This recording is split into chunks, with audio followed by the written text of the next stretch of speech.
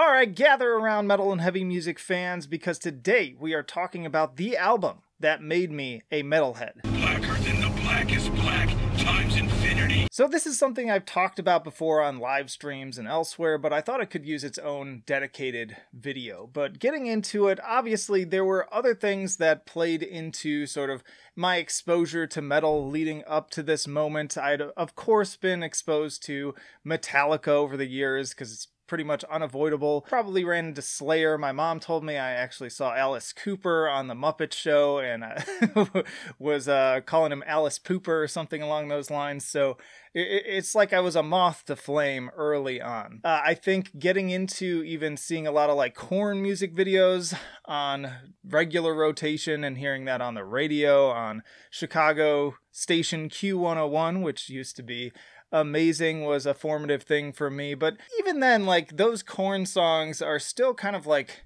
they're almost more rock oriented, you know? They're heavy, but not all of them, at least the ones that they played in regular rotation, are like the most earth-shattering stuff. And that was still stuff I was listening to and wouldn't really call myself a metal fan at that point. I wasn't really buying those types of albums. I wasn't listening to that stuff consistently. But the turning point, somewhat ironically, came when I was on a church mission trip. We just move one space at a time.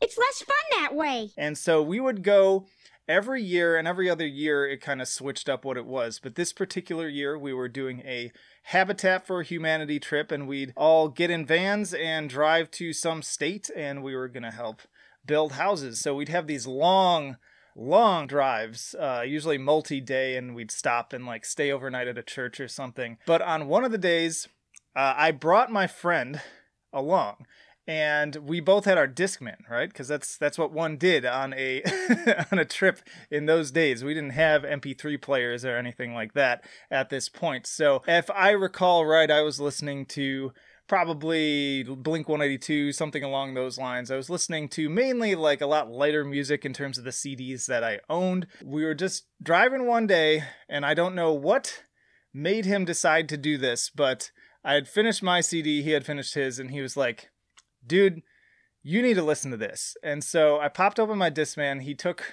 Blink-182 or whatever it was out, and he popped in the self-titled Slipknot album. A blessing from the Lord. God be praised. I had never heard Slipknot before. I had never heard of them at this point. Was a complete stranger. And this was during still, like, I think the touring cycle. Iowa was not out yet. And so this was it as far as like people's big exposure to them. And yeah, so he put that thing closed. I put my headphones on. He pressed play, and I can like barely describe my reaction. I had never heard anything that fucking heavy before. Like that was a brain melting experience for me to, first of all, open up with the, you know, the little intro with the whole thing. I think it's sick. I'm like, what the fuck am I listening to? And then it goes into that intro of Sick with the drums.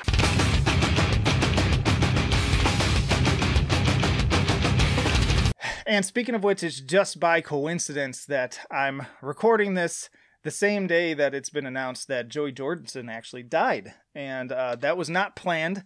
It was very bizarre, actually, because I was thinking of video topics I wanted to cover, and this happened to be one of them. And moments later, I got on the Discord and was told the news by people on there. Yeah, it's kind of sad to hear that, because Joey's drums, I think, in particular, were something that absolutely floored me listening to this thing. They are just so abrasive, and I frequently describe his like snare tone as one of my favorites. Some people don't like that like really high ping, that like dodgeball kind of sound, but I love it. I think it just packs such a punch. And then of course combined with the kegs and all the additional percussion that they've got going on in this band, and to find out too that they had like 3 percussionists and that the band has like 9 members. I'm like, what? And then he shows me the picture of them, and I was just off to the races at that point. I was just so intrigued but mystified.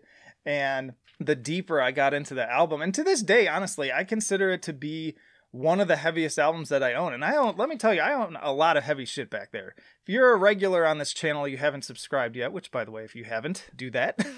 But yeah, I cover a lot of crazy, intense, heavy stuff. but there's just something about just how raw and like animalistic this album is. It just feels so primal and real, and just the aggression is so intense on tracks like Eyeless, of course. Spit It Out was one that kind of latched on to me early on. I loved trying to like imitate Corey's vocals on that. Did you never give a damn in the first place? Maybe it's time you where the tables turn, because in the interest of all involved, I got the problem solved, and the British culture, I was really impressed with the way that he was able to kind of interweave this sort of hip-hop delivery into his very scary sounding growls and some of the other noises he was making. Of course, Wait and Bleed became like the big single off of this thing, and yeah, it was just a big like explosive moment where that's where I would consider like that was the turning point. If there was like a line to be drawn on my timeline of this is when I went from just being a casual heavy music listener to a true metalhead, that was it. Because from here on out, like,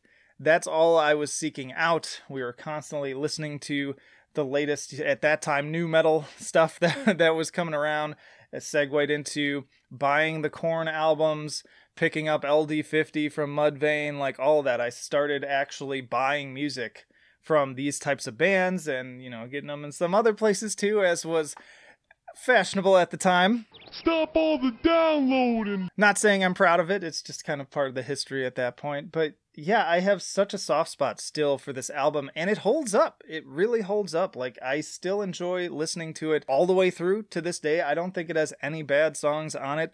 It's the perfect workout fuel, too. Like, if I really want to, like, pump some heavier weights, then I'm going to throw on Eyeless, I'm going to throw on Sick, I'm going to throw on Spit It Out. It's real. It's real, and it's intense, and it's absolutely ferocious. And obviously from here, you know, things only expanded because then I started to kind of get into a metalcore phase for a while, started to get exposed to melodic death metal with bands like Dark Tranquillity. And so if you're interested in hearing more about kind of my story and the big core albums, I would say, that set me along my own like headbangers journey, to quote that documentary that is kind of fun.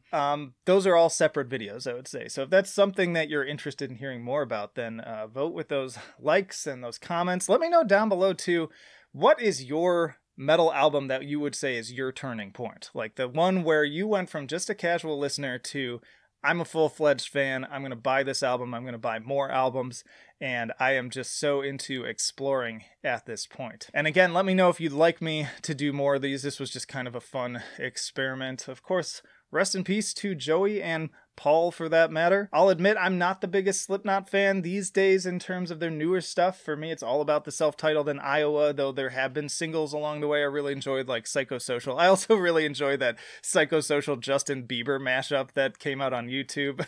I did my time, and I want out. So if you say But yeah, as always, don't go anywhere because I got plenty more videos for you to watch right after this one too. Full album reviews, interviews with bands on the podcast, you name it, we've got it. So plenty of reasons to subscribe if you have not already. You can also chat with us and the gang over on the Discord, a couple other metal YouTube content creators over there that we've buddied up with, and you can support me on Patreon too. But that'll do it for now. Flight of Icarus signing off. I will see you in the trenches.